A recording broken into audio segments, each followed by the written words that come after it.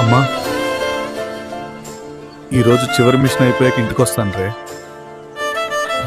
నువ్వు లేకుండా నా ఇల్లు శూన్యమైపోయింది. భయపడకమ్మా, నన్ను చూసి గర్వపడాలి. భారత్ కోసం నా ప్రాణం చిన్నదమ్మా. అరే కాయరులారా, ఇది భారత సైన్యం. మీ ఆయుధాలు పడేసి ఇప్పుడే లొంగిపోండి. మీరందరూ వెనక్కి వెళ్ళండి. మీ కుటుంబాలు మీకోసం ఎదురు చూస్తున్నాయి. ఇది నా బాధ్యత. భారత్ మాతా కీ జై. ఈ నేల కోసం